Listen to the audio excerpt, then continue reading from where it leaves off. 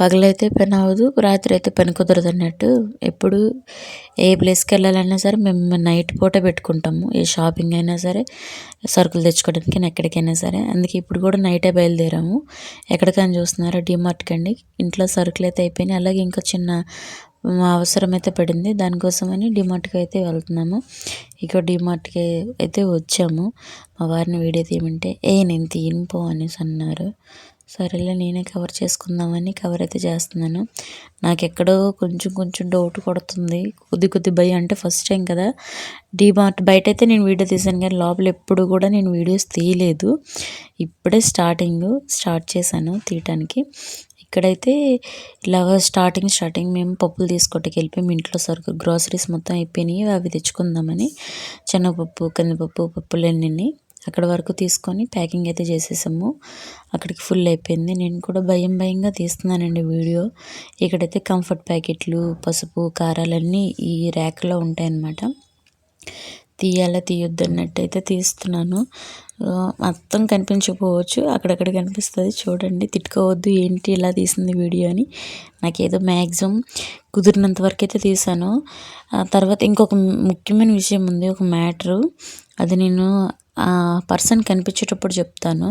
కంపల్సరీగా video last వరకు అయితే చూడండి. ఇక్కడైతే పూజ సామాన్లు ఉంటాయన్నమాట. ఇక్కడ పూజ నూనె, జూప్ స్టిక్ కడ్డీస్, అగరబత్తులు అన్నీ కూడా ఇక్కడ మనకు దొరుకుతాయి అన్నమాట. చాలా తక్కువని నేను చెప్పను, మన హోల్సేల్ రేటుకి ఇంట్లో కొనుక్కున్నట్ల మీద కొంచెం రేట్ తక్కువగానే ఉంటాయి, పర్లేదు బాగానే ఉంటాయి. ఇక్కడైతే డ్రై ఫ్రూట్స్ ర్యాక్ అండి ఇది మొత్తం డ్రై ఫ్రూట్స్ ఉంటాయి. బాదం, జీడిపప్పులన్నీ. నేను వెళ్ళేది ఏంటంటే బ్రెజిల్ నట్స్ కోసం వెళ్ళాను అనమాట. అదైతే డీమార్ట్లో దొరకనే లేదు, 1 టౌన్లో ఉంటాయంట. నేను మెయిన్ వెళ్ళింది వాటి కోసమే.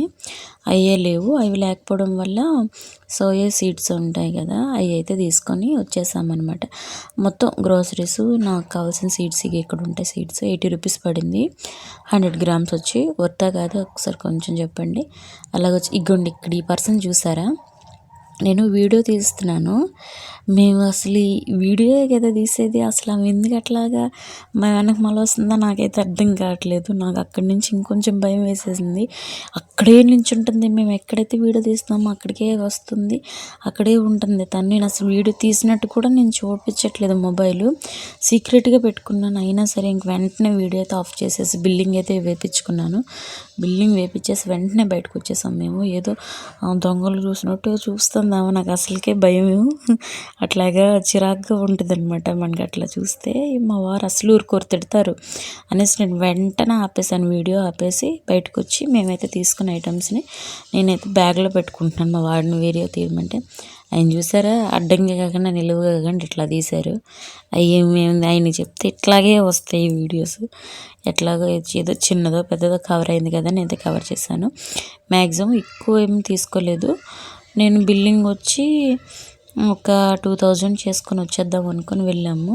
పర్లేదు 600కి అయితే 1600 అయితే చేపించాము. ఇప్పుడైతే రిటర్న్ అయిపోయాను. పెద్దగా ఏం తీసుకోలేదు, చిన్న ఐటమ్స్ అయితే తీసుకున్నాము.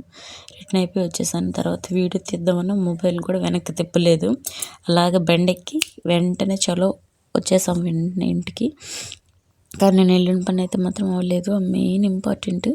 ఓకేనా, మన ఛానల్ నచ్చినట్టయితే సబ్స్క్రైబ్ చేసి, లైక్ చేసి, షేర్ చేయండి. బాయ్.